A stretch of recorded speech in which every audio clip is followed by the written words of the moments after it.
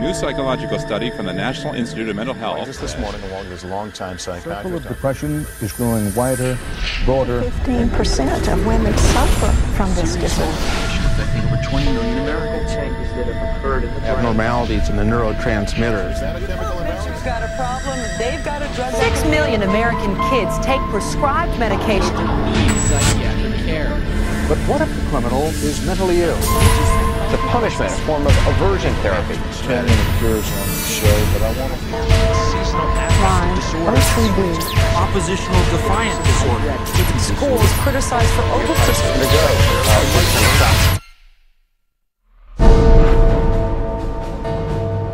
Everywhere you look, there it is.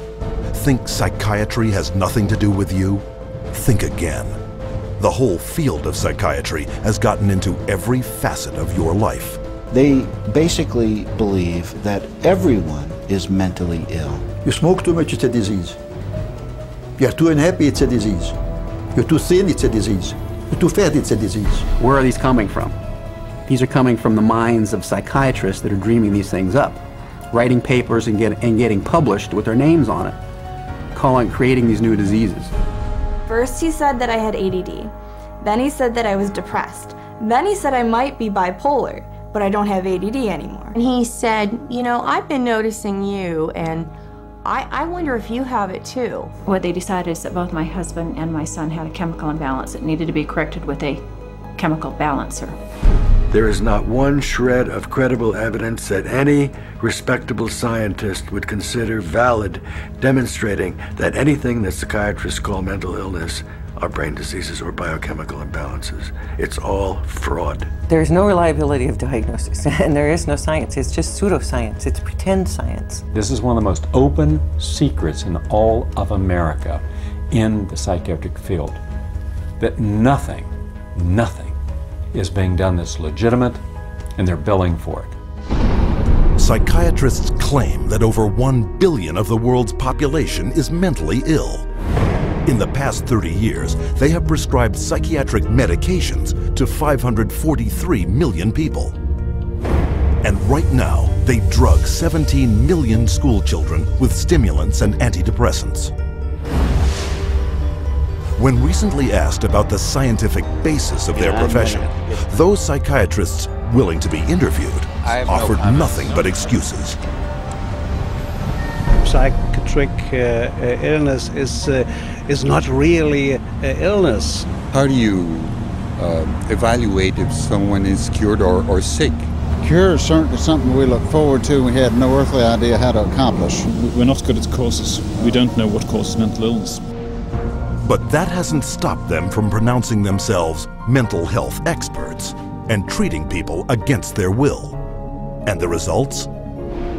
This psychiatrist, man who's supposed to work to heal people, has done nothing but destroy this man's life, and in destroying his life, destroying the lives of all of his loved ones. Excuse me.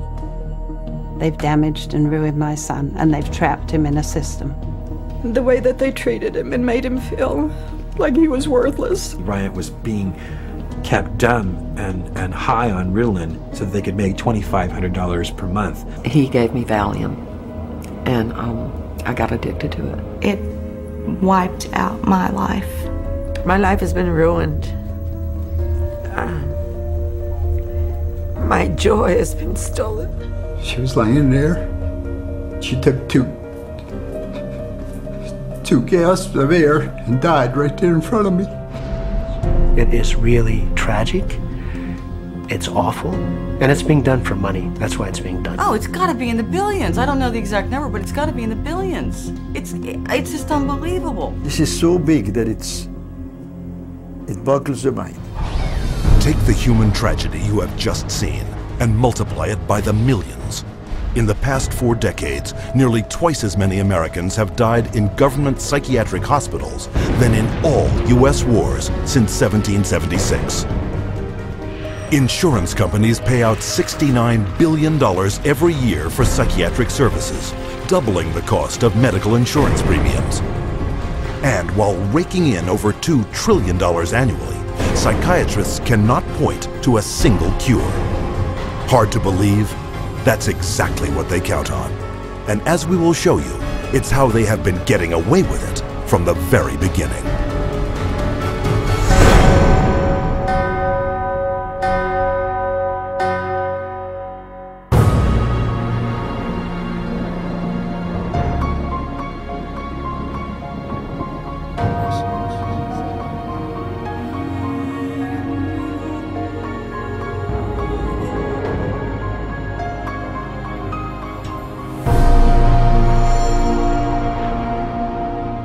The roots of psychiatry have to do with control, power, and alienation from certain groups of people who were uncomfortable to be around.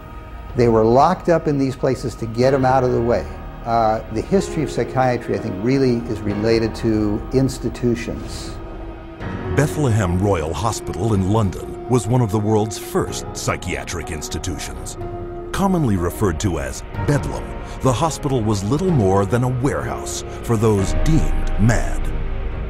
Inmates were confined to cages, closets, and animal stalls, chained to walls and flogged, while the asylum charged admission for public viewings. In the 18th century, William Batty was the first to promote that his institutions could cure the mentally ill. Batty's madhouses made him one of the richest men in England, though his treatments were every bit as inhumane as those practiced in Bedlam, with not a single patient cured. His financial success triggered a boom in the asylum business and an opportunity for psychiatrists to cash in on this new growth industry.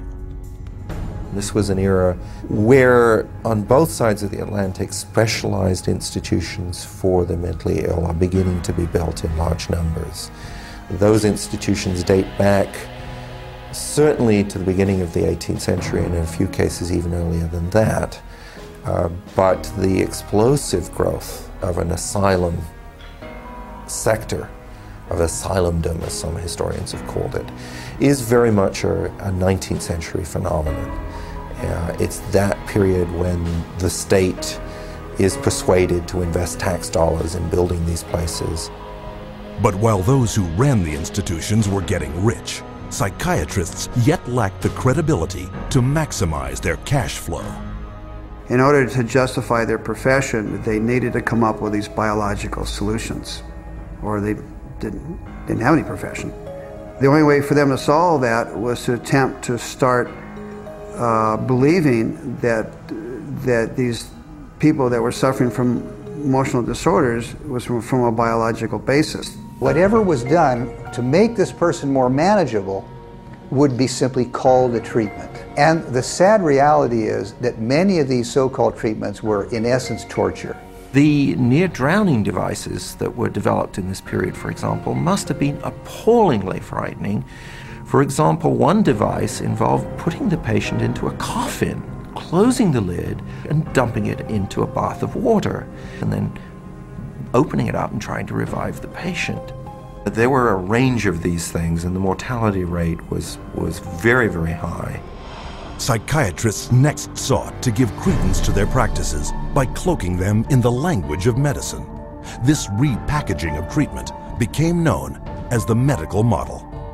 Somebody who's really hyper and manic, if you're wrapped up in a cold sheet and dunked into some water, you're going to quit acting manic because that's a punishing treatment. But as soon as the symptoms started to go away, they started to believe that somehow by wrapping them up and dunking them in cold water, it was draining the toxics out of their body. So they built the medical model around that. Pushing the biological theory of mental illness a step further, an American, Benjamin Rush, put forth the idea that insanity was caused by too much blood in the head. The cure? Remove the blood by any means possible. Restraint, cold water, bleeding, even terror. And with that, a new medical model was created. Benjamin Rush was probably the most famous American physician of the Revolutionary era. Rush was known as the master bleeder. He bled his patients for madness. He also invented something called the tranquilizer. It's a chair that looks a little bit like an electric chair.